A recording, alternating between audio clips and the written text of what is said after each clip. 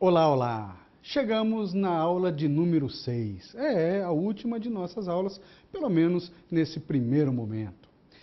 Já tratamos da evolução histórica das constituições do Brasil, chegando até a nossa Constituição atual. E a partir dali começamos a estudar as suas normas, as normas da Constituição vigente. Lembra-se? Tratamos dos princípios básicos, basilares, fundamentais da República. Partimos para os direitos e garantias individuais. Tratamos da organização do Estado, depois da organização dos poderes. Lembrou-se? E hoje nós vamos tratar de outros assuntos também trazidos por essa Constituição. Pontualmente, situações como a seguridade social, como a tributação, a ordem econômica, social. É bem verdade que outros tantos assuntos desta mesma Constituição ficarão, infelizmente, sem serem tratados, porque a Constituição é muito grande e não daria, infelizmente, para tratarmos de todos os seus assuntos, tá bem? Então, dentro da aula de hoje, nós vamos abordar outros e interessantes e importantes assuntos também trazidos pela nossa Constituição de 1988.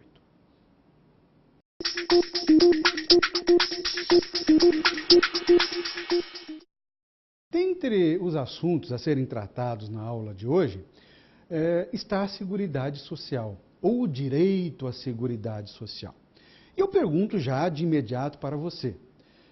Todos temos direito a essa Seguridade Social? Seguridade Social é sinônimo de Previdência Social? Ah, lembrou-se que a gente já tratou desse assunto, mesmo de maneira superficial, em um de nossos encontros? Claro. Sobre isso, eu já chamo a sua atenção e o convido a assistir um pequeno vídeo para que nós possamos formar aí um entendimento sobre a Seguridade Social. Acompanhe-me ao quadro, por favor.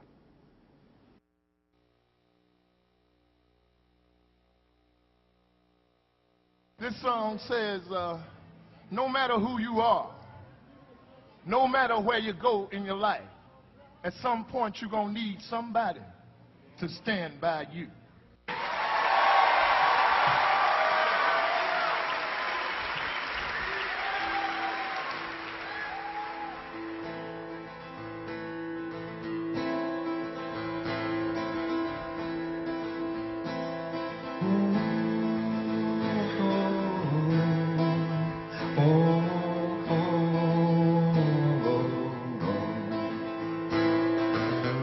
It's a mystery to me. We have agreed with which we have agreed. You think you have one more than you need. Until you have it all, you won't be free. Society, you're a crazy breed. Hope you're not lonely without me. If you want more than you have, you think you need. And when you think more than you want, your thoughts begin to bleed. I think I need to find a bigger place.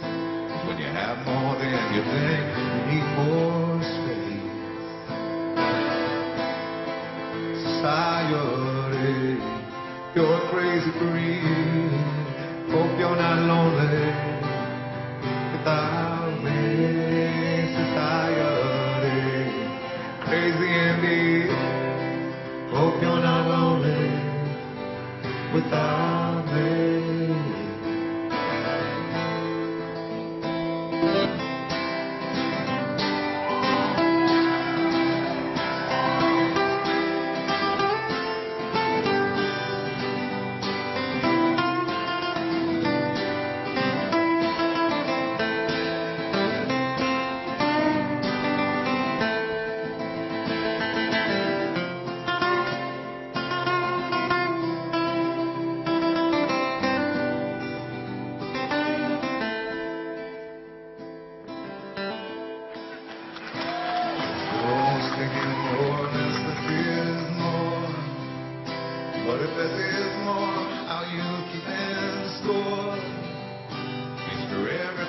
you made your level drums. Então, consegue entender um pouco mais em relação à Seguridade Social? Você concorda com algumas situações que você viu nesse vídeo? A saúde, a previdência, a assistência social estarão, na realidade, consolidadas e garantidas pela Constituição Federal? Se não entendeu tudo que passou nesse vídeo, tenha um pouquinho de calma que nós vamos tratar também da Seguridade Social na aula de hoje.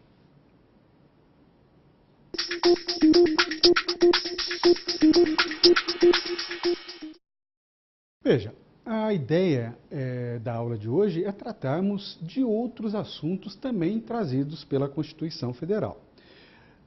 Em cada um dos encontros que nós tivemos, nós tratamos pontualmente de alguns temas. Hoje nós vamos fazer uma abordagem um tanto quanto superficial de outros assuntos também importantes, necessários da Constituição Federal vigente de 88. É claro que nós vamos deixar, infelizmente, de tratar de outros tantos assuntos também com a mesma importância. Mas, devagarinho, você vai sim tendo um contato maior com essa Constituição e o objetivo maior sempre foi de trazer a você e demonstrar, fazer com que você comece a se interessar pelas normas da Constituição Federal atual, tá bem? Vamos então começar os nossos estudos. Vamos à tela. Defesa do Estado e das instituições democráticas. Nós já falamos sobre essas duas situações. Sobre o estado de defesa e logo em seguida do estado de sítio. Lembrou-se? Em relação ao estado de defesa, qual é, na realidade, a característica desse estado de defesa? É preservar ou restabelecer a ordem pública e a ordem social. É uma situação não tão interessante, nós já vivemos em momentos anteriores situações parecidas, mas hoje, felizmente, não temos nada pontualmente estabelecido. O que poderia acontecer numa situação dessa de estado de sítio ou de defesa, que basicamente uma se completa a outra? Restrições a determinados direitos, como, por exemplo, restrição à reunião, ainda que exercida no seio das associações. Restrição ao sigilo de correspondência, porque é um direito, uma garantia fundamental dada pela Constituição. Quando estivermos em um estado como esse, essa restrição ela pode, assim, ser uma exceção. Ao sigilo de comunicação telegráfica e também telefônica. Novamente, direito basilar, tratado e trazido pela Constituição. Ainda, a ocupação e uso temporário de bens e serviços públicos, como na hipótese de calamidade pública, respondendo à União pelos danos e custos decorridos. Então, veja, por mais que nós tenhamos garantidos pela Constituição atual, direitos e garantias fundamentais, de que nós tratamos, fizemos a abordagem, estudamos alguns deles.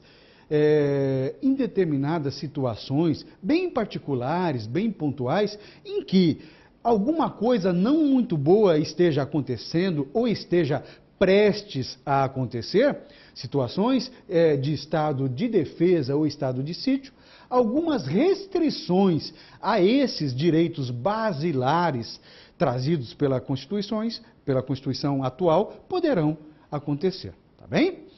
Vamos ver em relação ao estado de sítio, estado de defesa, mais alguma atribuição. Vamos lá.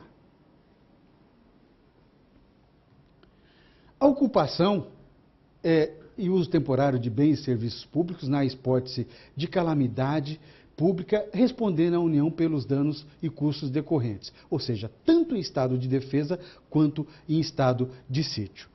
Terá um prazo, na realidade, de 30 dias com direito a uma prorrogação. Veja, essas situações, na realidade, não poderão perdurar durante muito tempo. Por quê? Porque o Estado precisará tomar uma providência mais efetiva. Lembra-se que dentro do Poder Executivo existe o Conselho de Defesa, o Conselho da República, que são órgãos consultivos para o chefe do Poder Executivo, justamente para que ele tenha uma possibilidade muito maior de dar uma solução definitiva, principalmente a essas questões. Vamos ver mais alguma situação, vamos lá. No estado de sítio propriamente dito, acontecerá uma comoção grave de repercussão nacional ou a ocorrência de fatos que comprovem a ineficácia de medida tomada durante o estado de defesa. Veja, por isso que eu disse que parece que uma coisa completa a outra. Primeiro, o estado de defesa fala, veja, vamos tomar determinadas precauções para que uma situação mais grave não possa acontecer. É claro que se aquelas situações, mesmo que paliativas, não resolverem, vem um novo momento, vem o estado de sítio. E aí já é uma situação mais gravosa, mais danosa. Nada deve perdurar por muito tempo, mas, infelizmente, e dependendo da situação, poderá sim ter um prazo mais esticado, digamos assim. Vamos dar sequência, vamos lá. Ainda, a declaração do estado de guerra ou a resposta à agressão armada estrangeira. Não lhe parece bastante racional que, numa situação de guerra declarada, ou que uma nação estrangeira tenha ofendido o nosso país, seja declarado nacionalmente um estado diferente daquele estado normalmente vivido pelos moradores, pelos habitantes desse território? É chamado, então, o estado de sítio, com as prerrogativas, os requisitos próprios dessa situação, como também detém o estado de defesa. Bem superficial, mas para que você possa ter uma noção dessas duas situações totalmente extraordinárias que possam acontecer na nossa nação. Tá bem? Vamos tratar de mais algum detalhe, de alguma situação nova da Constituição? Vamos lá. Tributação e orçamento. Antes de passarmos ao estudo desse conceito legal de tributo, até porque não é trazido pela Constituição, eu pergunto a você, o que é para você o tributo? Tributo é tudo aquilo que você paga para o Estado? Pense um pouquinho. Você está dando uma olhada nessa tela, nesse conceito legal, para ver se o que você pensa, o que você tem de conceito próprio de tributo, se encaixa nisso aqui. Será?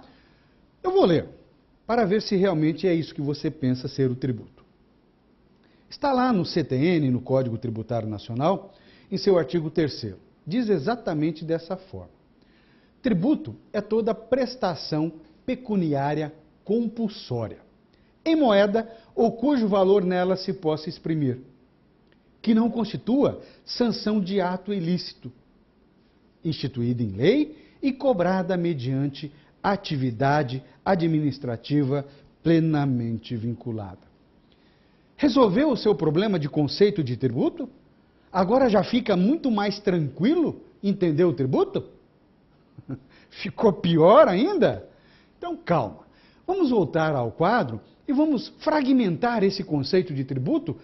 Tenho certeza que você, ao final, vai entender um pouco mais dessa conceituação. Vamos lá. Primeiro, em relação a toda prestação. Vamos devagarinho assinalar. Tributo é toda prestação. O direito chama esse ato de prestar, porque é um ato. Toda prestação é um ato de prestar. De ato de dar. Todo ato de dar. Mas dar o quê? Toda prestação pecuniária. O que é para você a pecúnia? Um ato pecuniário. Vem na tua cabeça o quê? Pecúnia significa dinheiro. Ah, então é todo ato de dar dinheiro, pelo menos nesse primeiro momento. Resolve a conceituação? Você já consegue entender o que é o tributo? Pensando assim, é todo ato de dar dinheiro? Me parece que não. Então vamos ver o que ainda tem nesse conceito. Vamos lá. Toda prestação pecuniária, ou seja, todo ato de dar dinheiro. Tá bom, não resolveu o nosso problema. Compulsória. Vamos lá, aqui já tem alguma coisa mais interessante. Todo ato de dar dinheiro compulsoriamente. O que é mesmo a coisa compulsória? Ah, perfeito! É ser obrigatório. Todo ato de dar dinheiro obrigatoriamente. Sim, você já deu dinheiro obrigatoriamente para alguém? Então aquilo é tributo? Veja, ainda não resolveu o nosso problema de entender o que seja tributo. Porque certamente, às vezes, nós nos obrigamos a dar dinheiro obrigatoriamente a alguém. E isso não significa necessariamente ser tributo. Vamos pensar assim, um contrato que você tenha com uma outra pessoa, e qualquer que seja um contrato comercial, não existem obrigações mútuas. Às vezes pode ser que para você uma obrigação seja de pagar.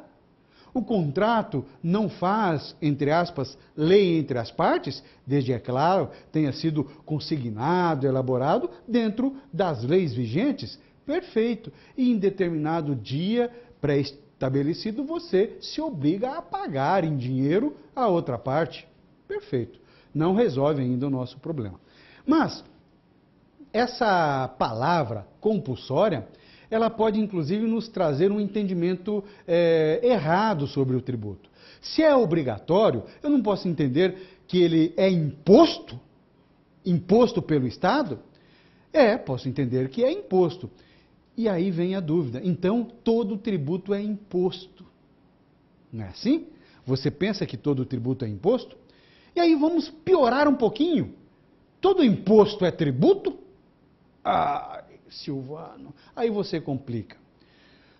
Mas essa dúvida cruel, às vezes, não é só tua, não. Já já nós vamos tratar das espécies tributárias, mas sem querer colocar a carroça na frente dos cavalos, imposto é uma das espécies tributárias. Então eu posso afirmar que nem todo tributo é imposto, mas todo imposto é tributo. Claro.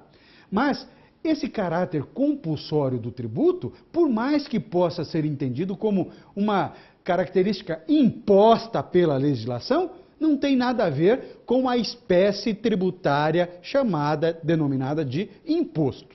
Tá bem? Mas vamos voltar ao conceito porque ainda não entendemos o que é o tributo. Vamos lá.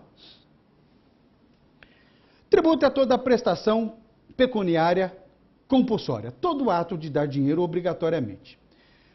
O legislador colocou em moeda. Espera aí, você me pergunta. Silvano, é todo ato de dar dinheiro obrigatoriamente em dinheiro? Será que foi redundante aqui? Não.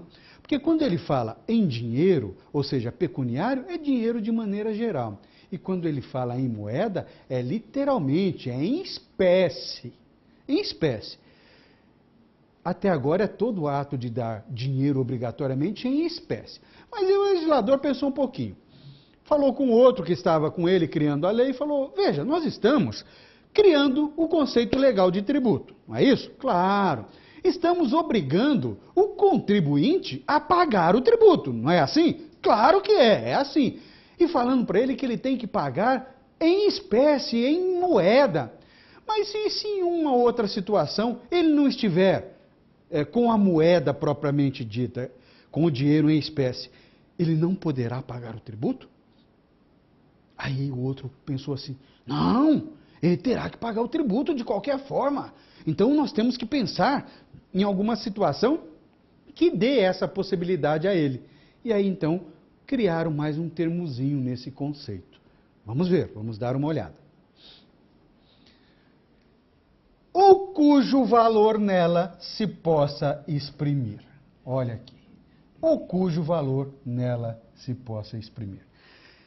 A regra é que o tributo seja pago em dinheiro, em moeda, ou seja, em espécie. Mas, é claro, se o contribuinte, ou aquele que tenha que pagar o tributo, chamado de sujeito passivo da relação tributária não tenha em espécie, ele pode pagar em alguma coisa que faça as vezes da moeda. Mas será que ele pode pagar em qualquer coisa que faça as vezes da moeda? Ou seja, que tenha um valor que seja mensurável? Não é bem assim. A legislação ela proíbe o pagamento em qualquer tipo de coisa. Por exemplo, você pode pagar com seu automóvel, você emite a guia para pagar um determinado tributo, não tem a moeda, chega no caixa do banco, porque é um local que você pode pagar o tributo, e assina a guia de transferência e fala, eu quero pagar o meu tributo. Claro que não dá para fazer dessa forma. Mas existem sim outras formas trazidas pela legislação que dão ao contribuinte a possibilidade de pagar e maneiras bem tranquilas. Qual é a maneira que você normalmente paga o seu tributo? Claro, paga em cheque. Perfeito. Cheque é dinheiro em espécie? Não é. Você não pode, por exemplo, autorizar o gerente, a pessoa que te atende no banco, a debitar na sua conta corrente aquele determinado tributo? Claro que pode. Outras maneiras variadas, no caixa automático, nas casas lotéricas nos dias de hoje, nós podemos pagar, enfim, uma infinidade de possibilidades. Outras que são proibidas. Nós já vimos que pagar com seu automóvel não dá. De maneira geral, a legislação proíbe o pagamento, e eu digo pagamento, e friso pagamento, in natura. In natura significa dizer o quê? Em utilidades. Nós não podemos pagar com vestuário, com produtos, com bens. De forma nenhuma é proibido.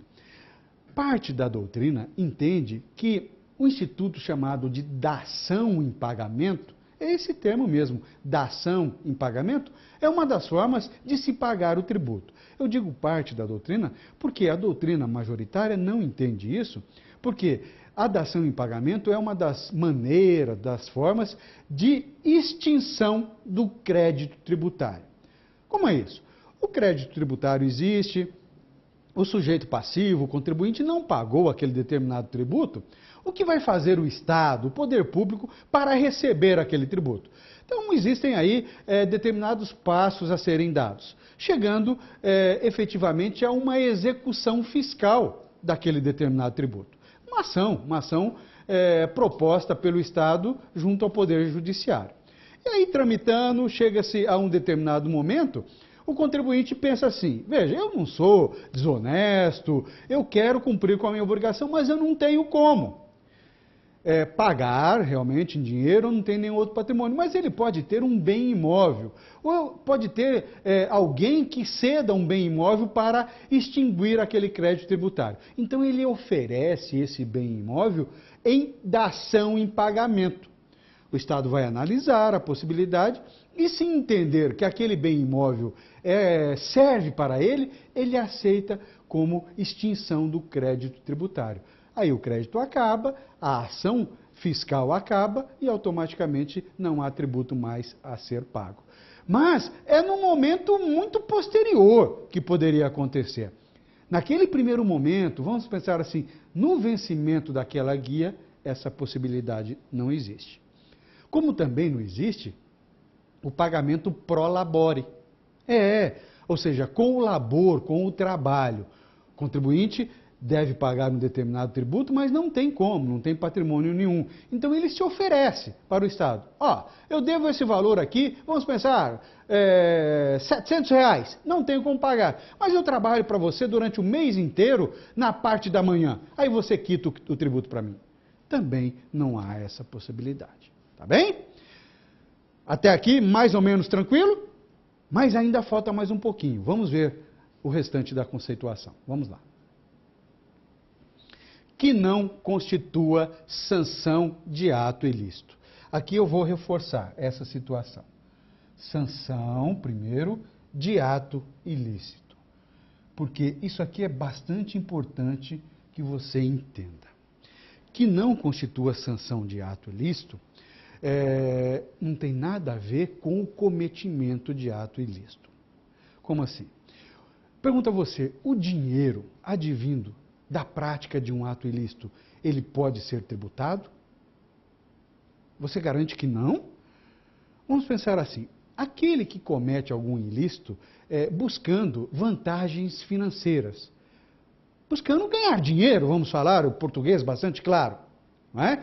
Ele faz isso para quê? Quando ele tem essa vantagem financeira através de uma prática ilícita, e qualquer que seja ela. Ele vai pegar esse dinheiro e vai colocar num buraco feito lá no terreno da sua casa, vai enterrá-lo e nunca mais vai utilizá-lo?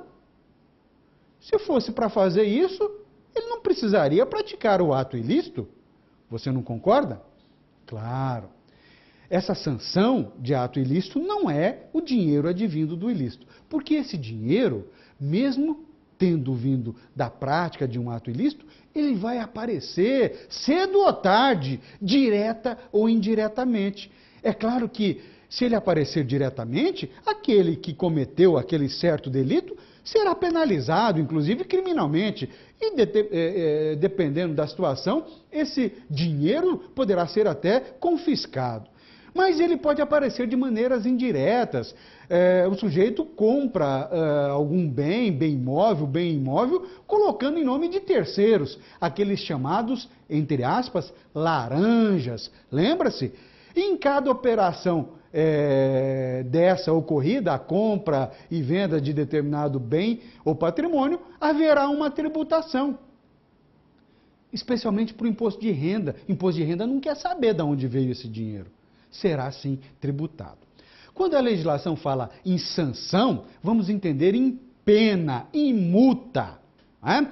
Uma multa que vem na sua cabeça bem tranquilinha e faz parte do nosso dia a dia, uma multa de trânsito. Não é?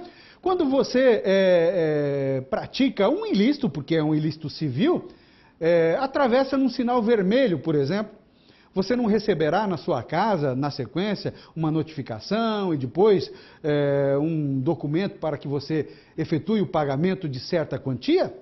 Claro que sim. Você terá a possibilidade, é claro, de discuti-la, de oferecer um recurso. Mas vamos pensar que você concorda que realmente você cometeu aquele ilícito. Você pagará aquele valor. Não entrará nos cofres públicos como uma receita pública? Sim, mas isso é uma penalidade, uma sanção pelo cometimento de um ilícito. Não é chamado de tributo, é uma multa. É essa sanção. Tá bem? Até aqui tranquilo? Então vamos terminar com o conceito de tributo. Vamos lá. Instituído em lei, princípio da estrita legalidade tributária. Nós já tratamos do princípio da legalidade dado tanto ao particular quanto ao agente público. E cobrada mediante atividade administrativa plenamente vinculada. Isso é o que o direito tributário chama de atividade de lançamento. É aquela atividade necessária e obrigatória que o agente público tem que fazer para constituir o seu crédito tributário, que é aí sim o momento em que o Estado pode exigir do contribuinte o pagamento daquele tributo. Fechou o entendimento? Sabe o que é tributo? Vamos tratar então das espécies tributárias, de como podem ser esses tributos? Vamos lá, vamos ao quadro.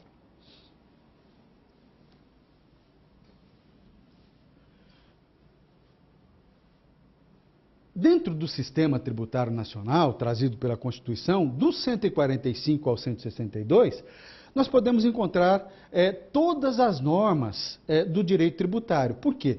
Porque a Constituição da República, ela dita as normas de todo o direito genericamente, determinando suas normas de base e não poderia deixar de lado o direito tributário. E institui, do artigo 145 ao 162, alguns princípios basilares a esse direito tributário. Alguns, inclusive, ligados genericamente aos princípios que a gente já viu dados à administração pública. Vamos lá. O princípio da estrita legalidade tributária, o princípio da igualdade da capacidade contributiva. Vamos dar uma repassada principalmente no princípio da legalidade, fazendo analogia com o que a gente já viu até aqui. Princípio da legalidade. Lembra-se, para o agente público, o que é ser legal? É fazer aquilo que a lei autoriza. A prática de qualquer ato do agente público só pode existir mediante autorização legal.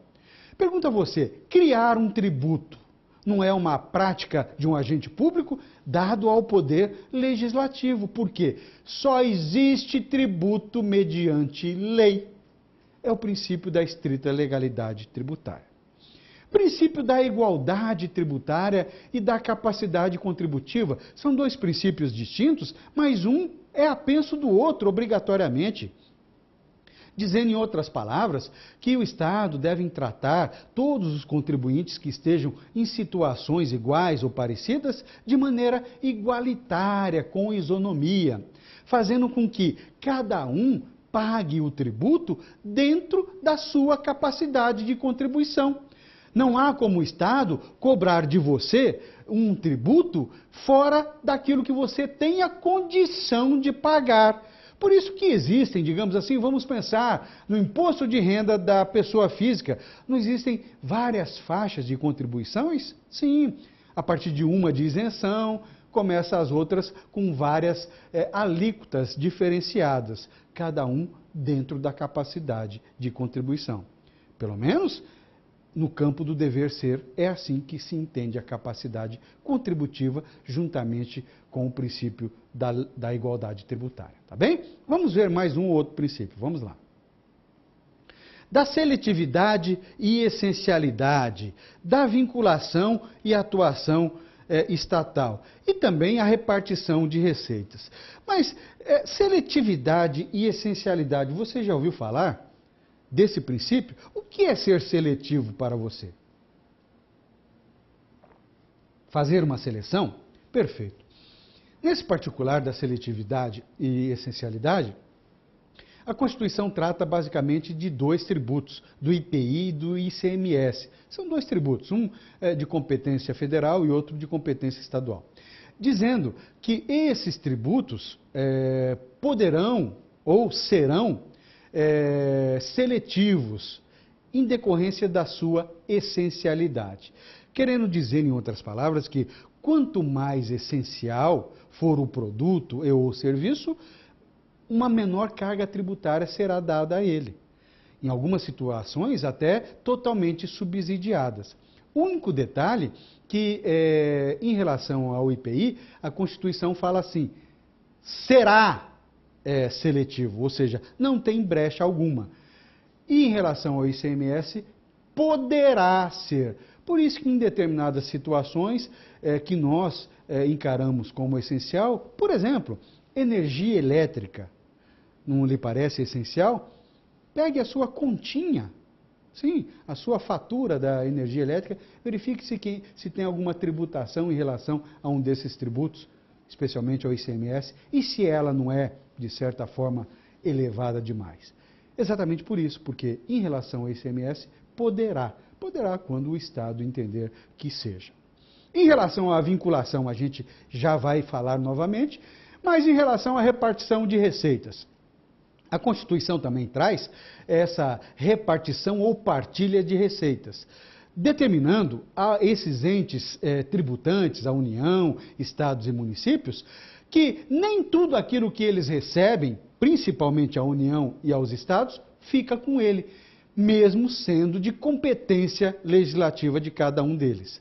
Às vezes a União, vamos pegar como exemplo, o imposto de renda, que é de competência da União, ela recebe, mas boa parte dele ela tem que destinar aos estados e municípios. Tem ali em cada ponto da Constituição de que maneira a União terá que partilhar.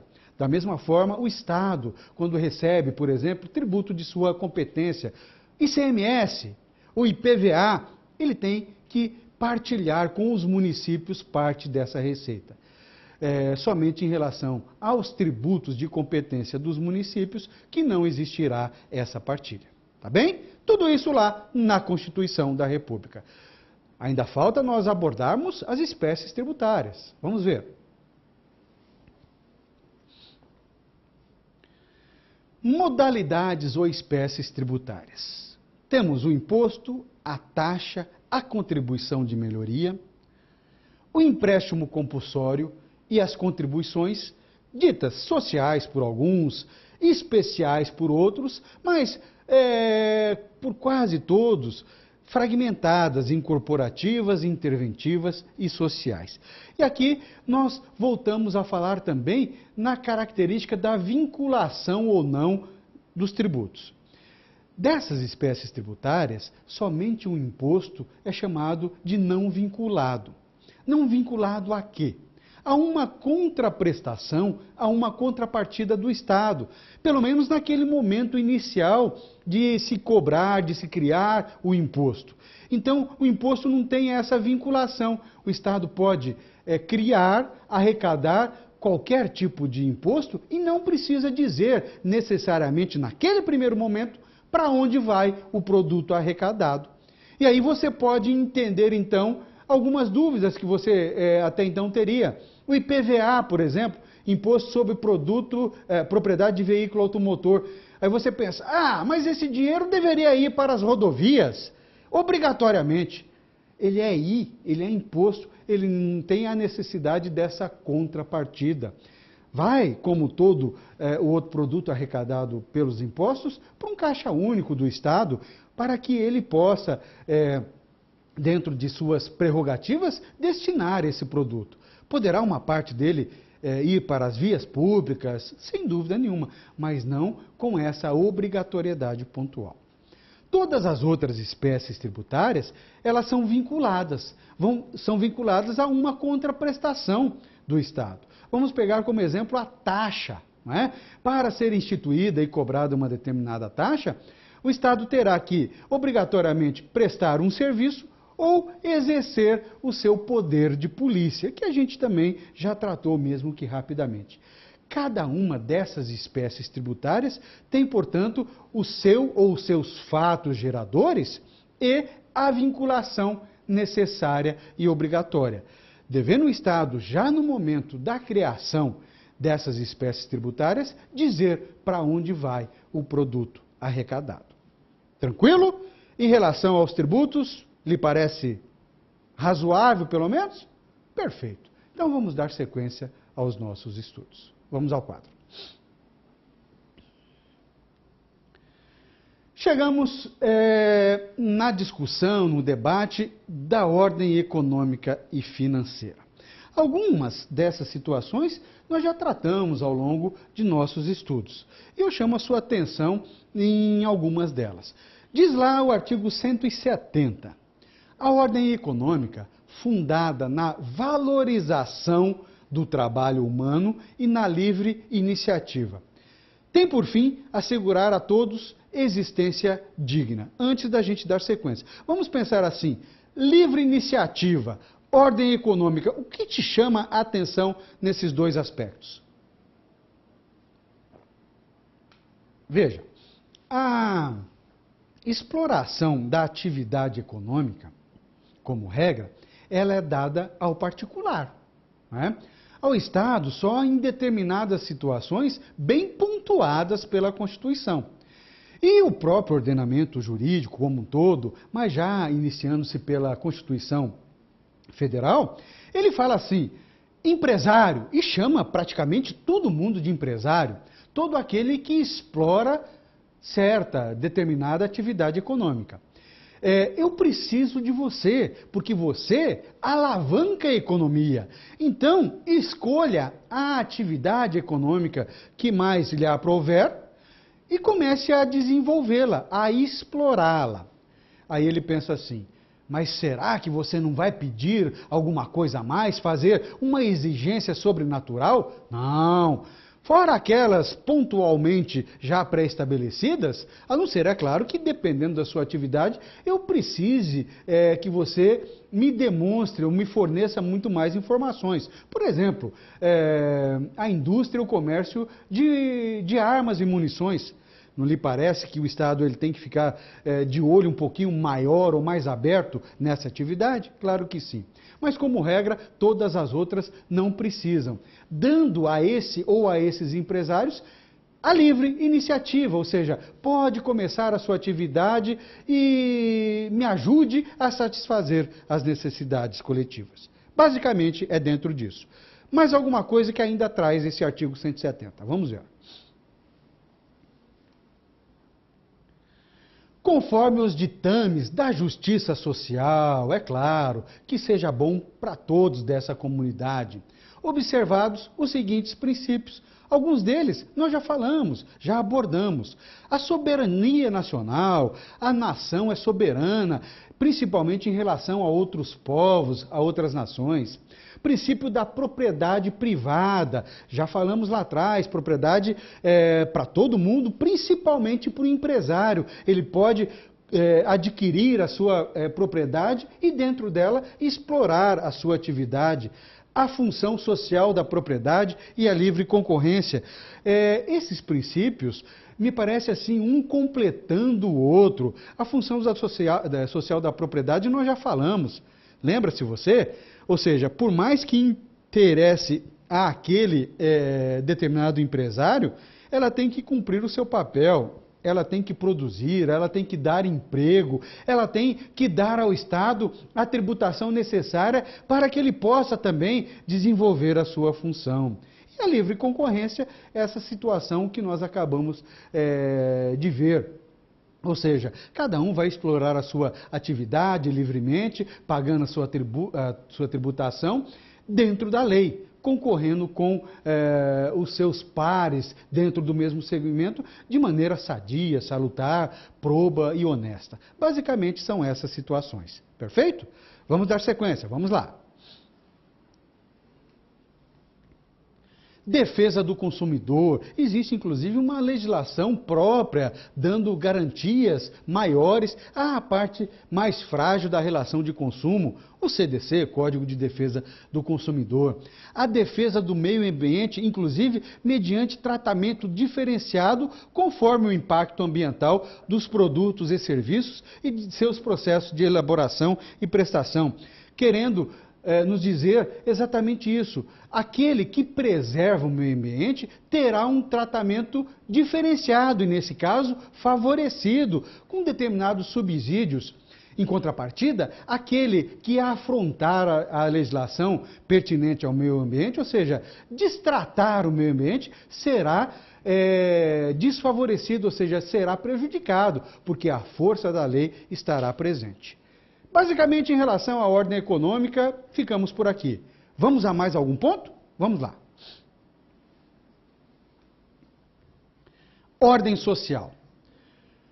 Artigo 194. E aí é o motivo do começo da nossa aula também.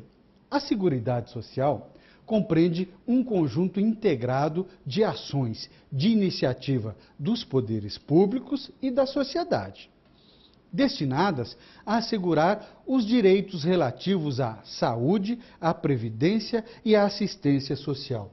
Lembrou-se? Vamos reafirmar isso aqui? Saúde, previdência e assistência social.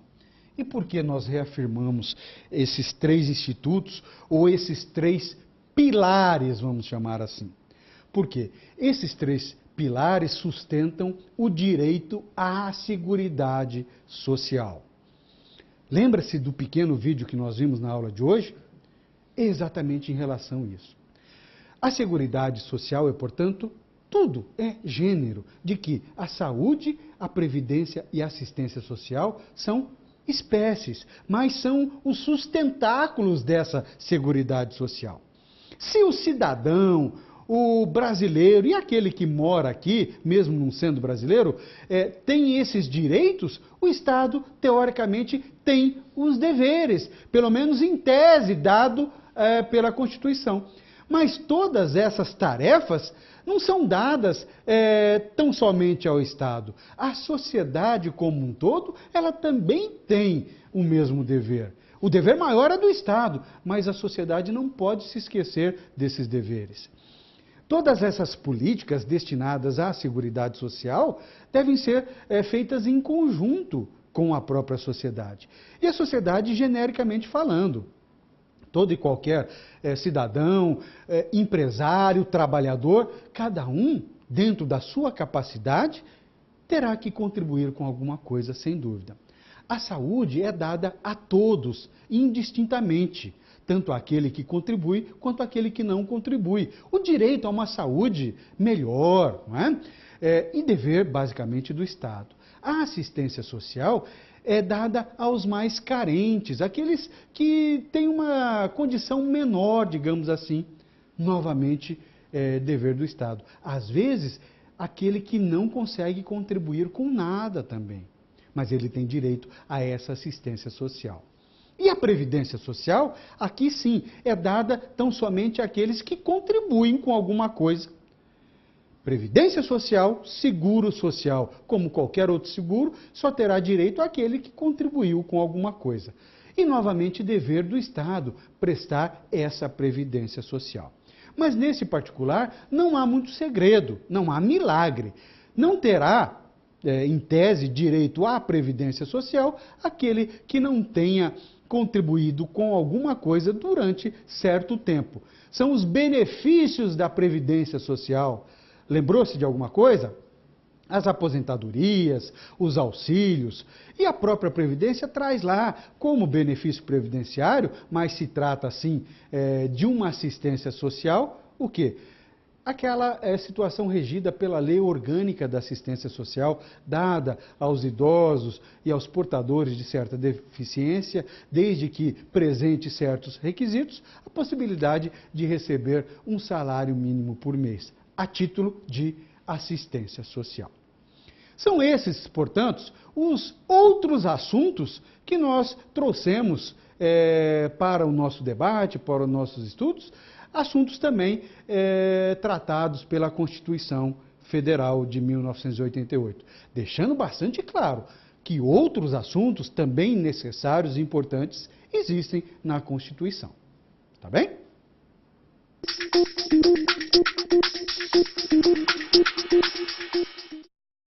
Vamos trabalhar de maneira prática com alguns dos institutos trazidos, estudados na aula de hoje.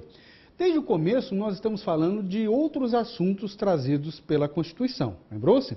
E falamos da Seguridade Social. Creio que essa Seguridade Social, especialmente assistência, saúde e previdência social, é um ponto bastante importante e às vezes até polêmico no nosso dia a dia, no nosso cotidiano, não é verdade? Às vezes o Estado, será que esquece desse dever maior de prestar a Seguridade Social a todos os brasileiros? Vamos ver, vamos ao quadro.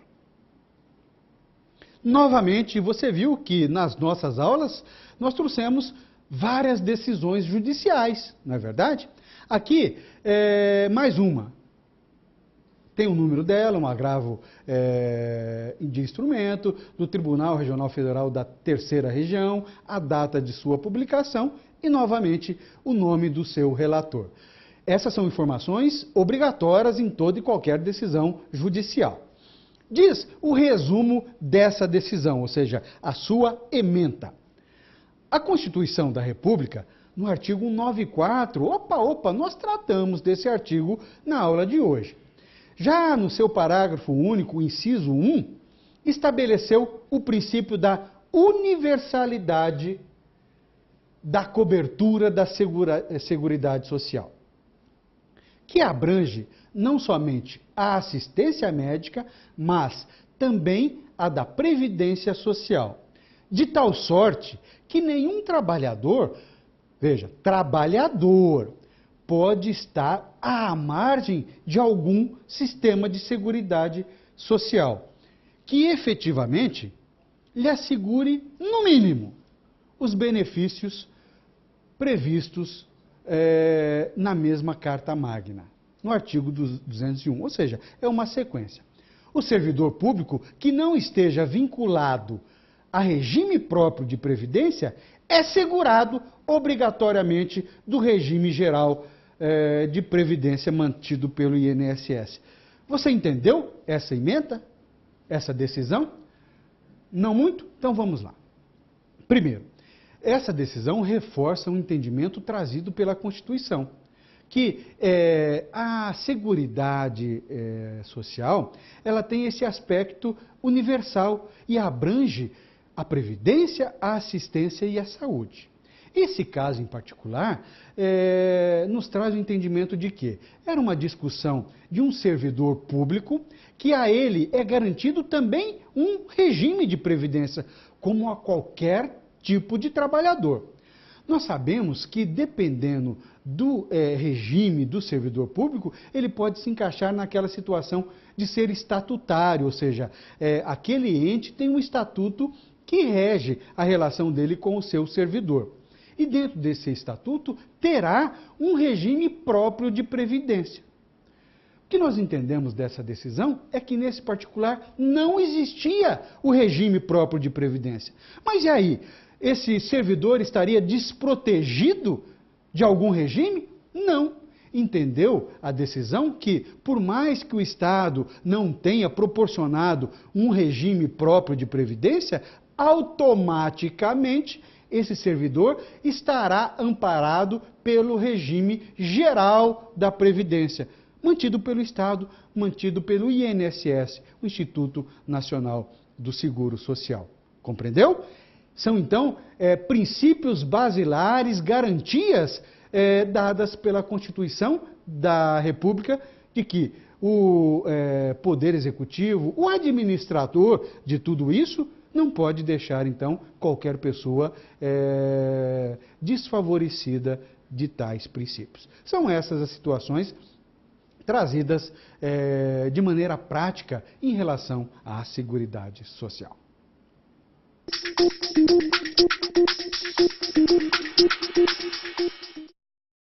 Vamos então sintetizar os assuntos abordados na aula de hoje, ou seja, outros assuntos trazidos pela Constituição?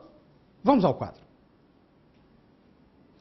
A defesa do Estado e das instituições democráticas também é prevista na Constituição Federal de 88, que cuida, ao mesmo tempo, do Sistema Tributário Nacional, lá do 145 ao 162, especialmente no que concerne ao poder de tributar do Estado, traçando, portanto, parâmetros ao Estado. Em relação à ordem social, assegura o direito à Seguridade Social, alicerçado na saúde, assistência e previdência social, através de um conjunto integrado de ações de iniciativa dos poderes públicos e também da sociedade em geral. Nós tratamos, portanto, pontualmente na aula de hoje, da ordem social, da seguridade social como um todo, alicerçada a essa seguridade social na saúde, na previdência e na assistência social. Dizendo em outras palavras, que como regra é um dever do Estado, mas essas políticas devem ser abraçadas também pela própria sociedade, cada um fazendo a sua parte dentro de sua capacidade. Em relação à tributação, falamos e trouxemos principalmente alguns princípios, não é? Conferidos pela Constituição de 88, traçando parâmetros, ou seja, dando ao Estado os limites até onde ele pode tributar. Por quê? Porque é prerrogativa do Estado criar o tributo, arrecadar determinado tributo, porque é a sua maior fonte de arrecadação, para que assim ele possa satisfazer as necessidades coletivas. Mas ele não pode fazer o que quer a hora que ele quer em relação ao tributo. E, aliás, em relação a nada, ele só pode fazer isso mediante autorização legal. E, especialmente em relação aos tributos, dentro de outros parâmetros, de outros princípios também trazidos pela Constituição da República. Foram os assuntos abordados na aula de hoje. Infelizmente, eu diria, chegamos ao final dessa aula e da nossa disciplina. Espero ter trazido um pouquinho mais de entendimento a você dentro das normas da nossa Constituição vigente. Muito obrigado.